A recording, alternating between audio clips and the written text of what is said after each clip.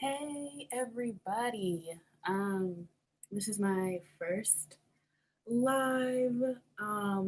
Bear with me. Today has been a day. Tried to go live earlier on my phone. And basically you have to have 1,000 subscribers in order to go live on a mobile device. So I am not that famous.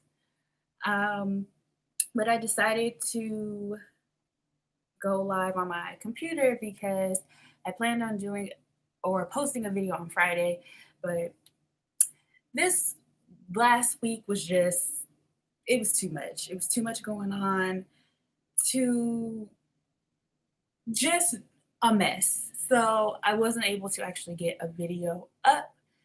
And so I decided that I was just going to do a live video and talk about whatever. So that's what I'm going to do because I'm not sure I'm going to be able to get a video up this week with my schedule. So that's that. Um, Shout out to Biden and Harris for the presidency. Um, Great day yesterday. And so, hey, hello, cousin Kim. Um, but yeah, great for them. I'm excited to see what this presidency, this next 4 years will do. Because the last 4 years have been a hot mess. So, really, really, definitely excited about what's to come.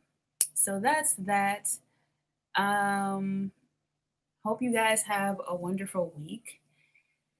It's Listen, the last couple of weeks have been crazy. As I've said many of times, Mercury is in Moesha's diary, doing a lot of stuff, a little too much.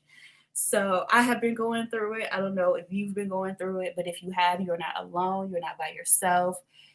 It has been a struggle.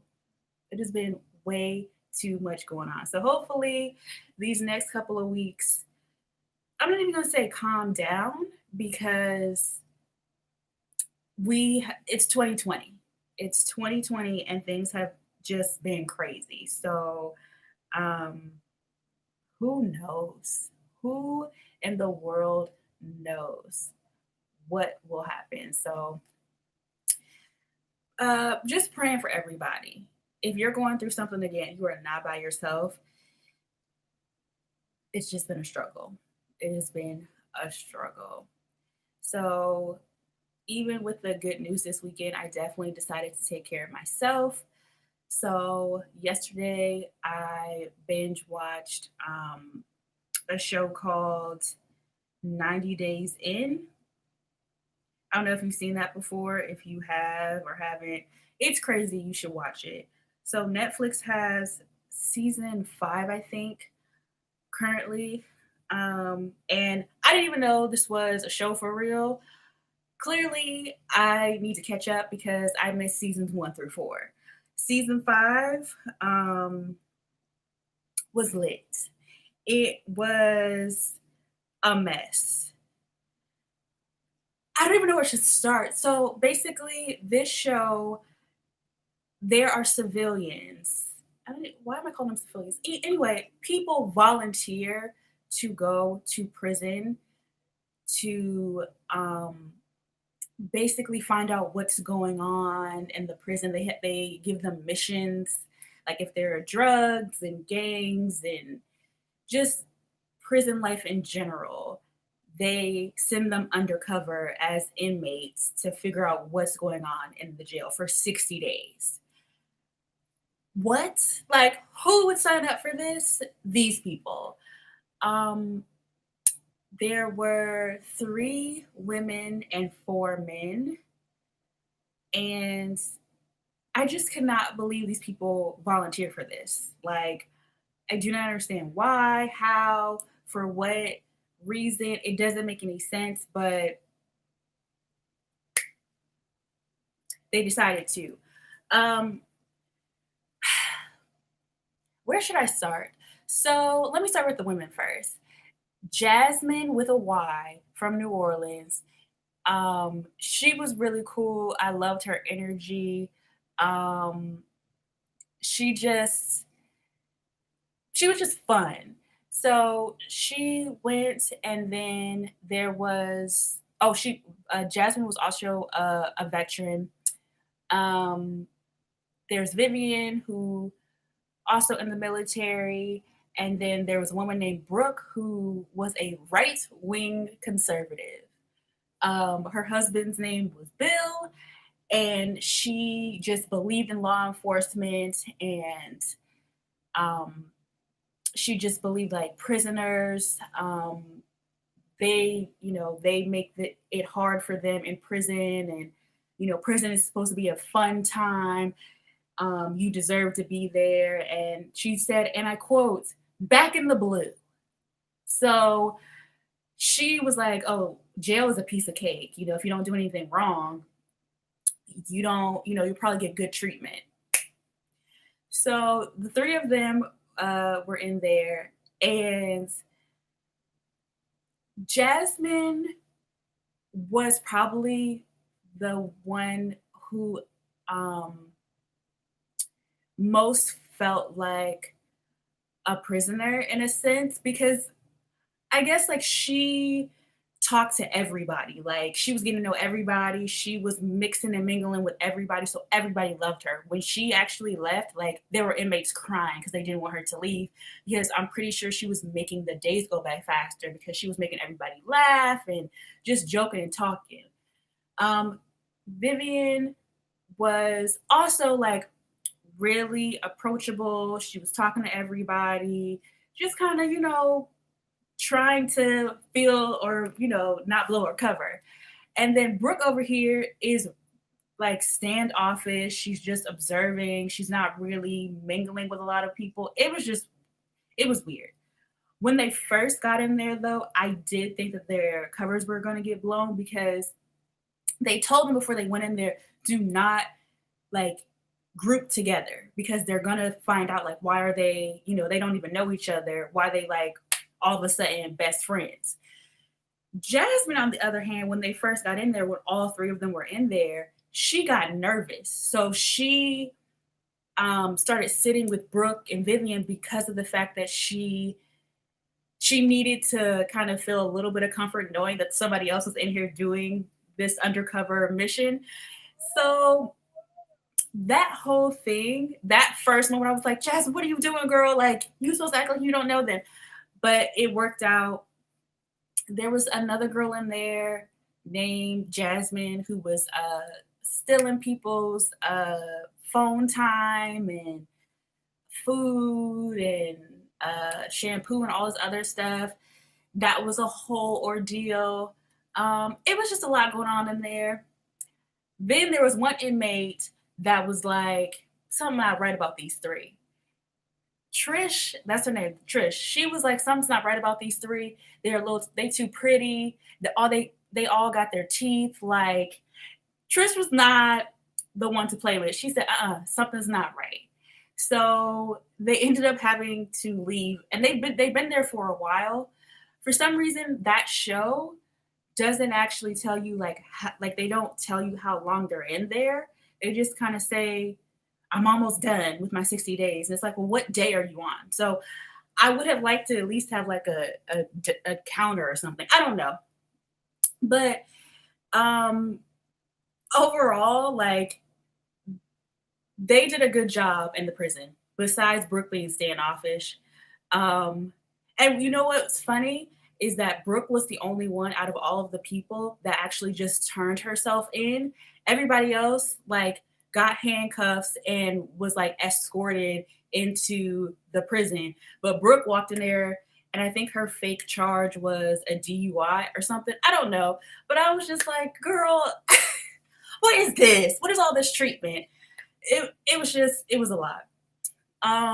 So that was the woman pod. Yes. Oh, hey Soleil, hi, hey cousin, how are you? Yes, cousin Kim.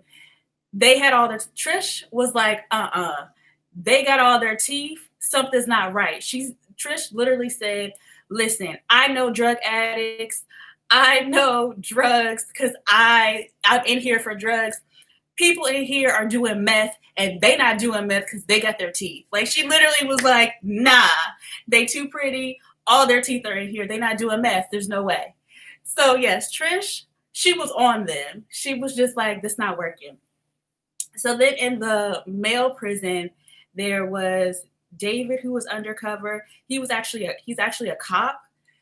And then there was, I think his name's Arbor, but they call him AB for short.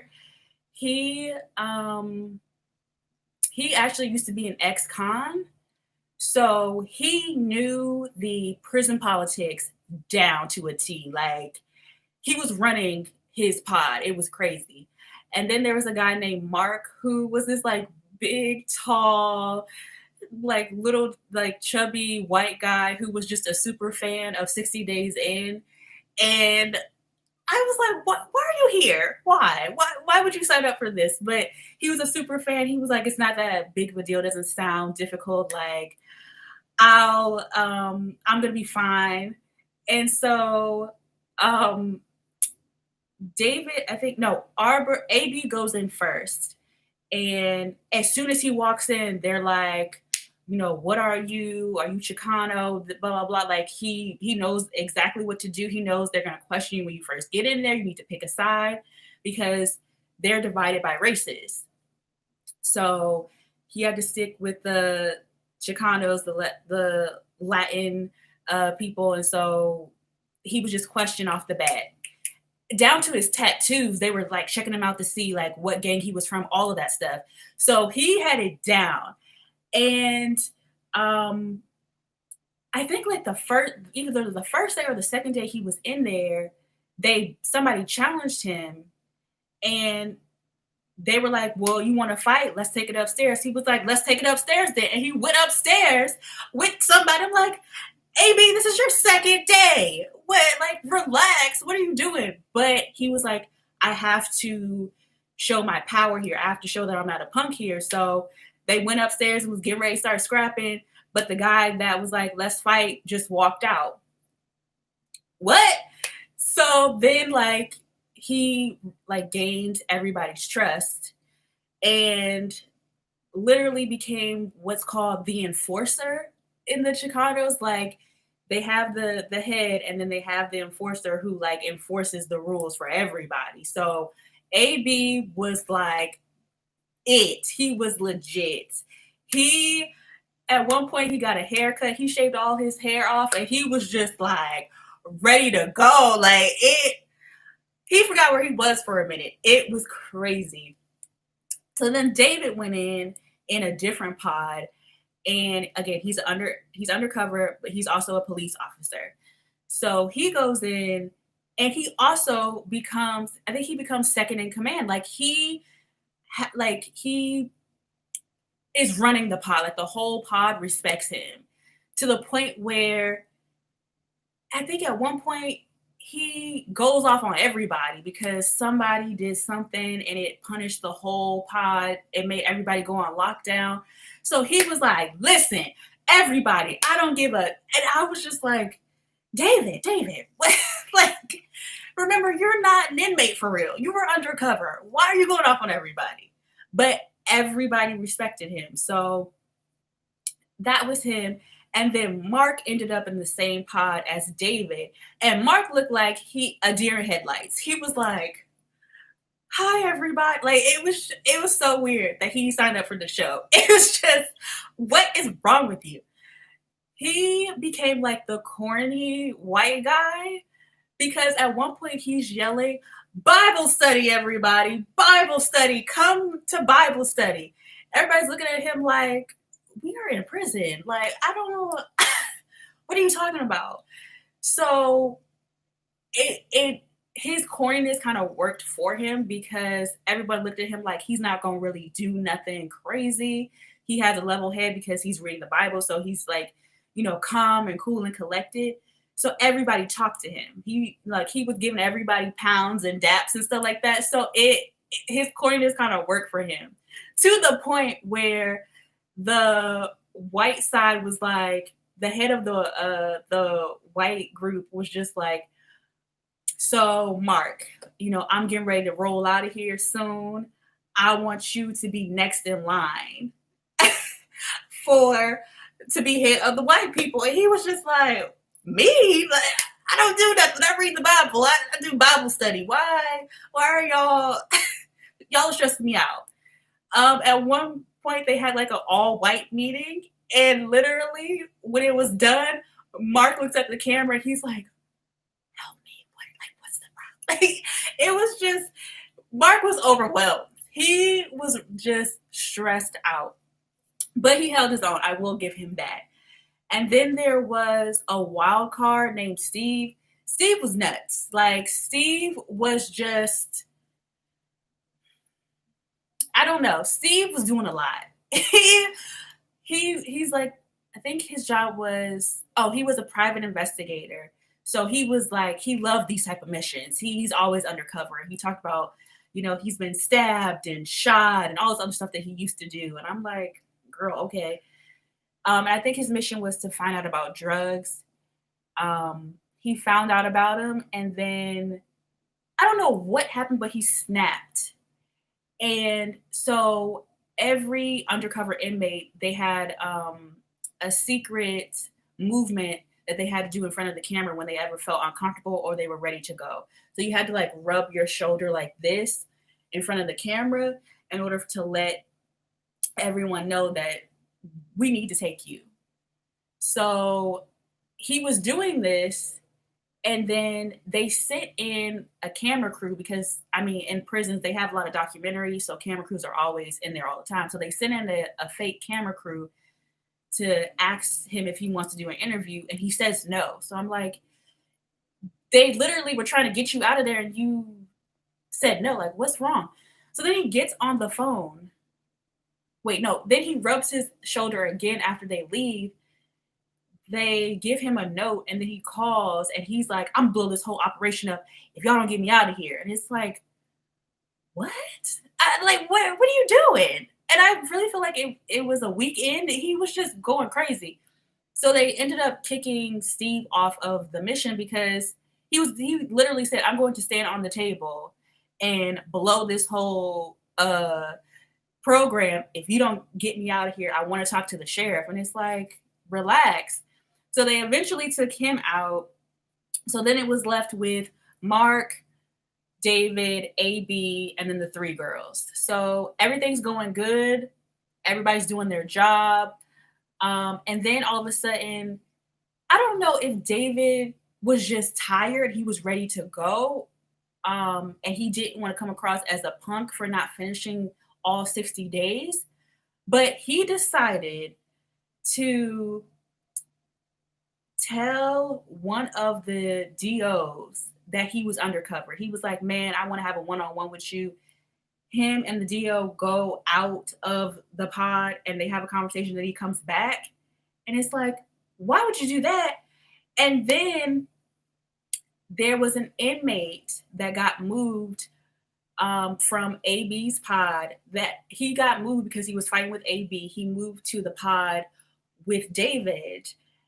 And David proceeds to tell him, oh, yeah, that guy you fought, AB, yeah, I know him. We friends. You're not supposed to know each other in this facility. What are you doing? So he basically blows AB's cover. And that inmate decides, well, I want to leave this pod and go back to the other one so he can tell the inmates that, yo, something's suspicious, something's going on. This AB character is not really what he seems to be. So they find that out and they kick David off because he's basically put everybody at risk, like everybody at risk. So he basically ruins the whole program and they have to get everybody out that's undercover because in AB's pod, they were getting ready to jump him. Like, good thing he had what? I mean, yes, he's an ex-con. It's not a great thing, but he had the knowledge to know that they were setting up a way to jump him. Like, he knew all the signals. He was like, I need to sit by the door so I can see who's behind me because there's a mirror there so I can see the reflection. he literally knew that he was getting ready to get jumped. So he was rubbing his shoulder to get out of there. I was stressed out. The whole show was just nonsense. So they get AB out of there. They also were getting ready to jump Mark because they were like, something's not right. And so finally, Mark gets out of there. They get the girls out of there. And then, like, it's all good.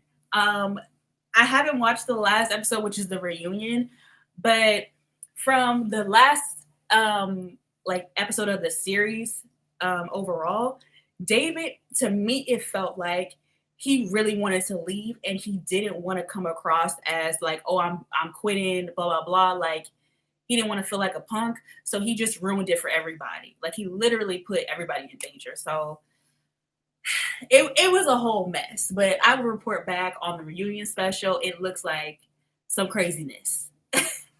But that's what I did yesterday. I spent the whole day yesterday binge watching 60 Days in season 5. So clearly I need to go back 1 through 4 to figure out what all these people are doing. So that was my day. Hope that you did something fun yesterday, this entire weekend, because like I said, this has been a stressful year, a stressful week, just overall a mess. It's been a whole mess. So I hope you're taking care of yourself. I hope that we all find peace in the next coming. I won't even say weeks because I don't know with you know who in the White House. Like I don't know what they finna do now, but maybe in February and March, um, we find, real peace. So, yeah, that is my first live. I don't have any other topics. I don't know. I definitely feel like an auntie on this slide because I'm like, technology, what's that? But that's all the topics that I have. I hope that you enjoyed this. Thanks to everyone that watched. And for the people that are going to watch the playback, hey, um, thank you guys so much for all of your support. I appreciate all of you. Oh, I also want to say thank you guys for all of your wonderful, wonderful, wonderful comments on my birthday video. I really appreciate it. As I said before on my social media, I definitely recorded a video or a few videos similar to that. Um, and I didn't want to upload them because I just thought it was way too much. And I didn't want to put all my business out there and I didn't want judgment. Um, but I felt like in order to get different results, I have to go about things differently. And I just felt in that moment that it was the right time to do it. So I really appreciate all of the likes and the comments. And I truly, truly just appreciate everybody. So thank you so much. I'm still getting phone calls and comments, and I really appreciate it. So I will continue to be my authentic self and share relatable content because I feel like that's what my channel is really about. Just sharing relatable content that is geared towards me and not worry so much about are people watching it, are people liking it. Um, the audience will come to me eventually. So thank you. Thank you so much. And I hope to stay consistent and continue this journey. So I appreciate all of you guys, and I will see you guys on the next live, on the next video, and next time. So peace, y'all.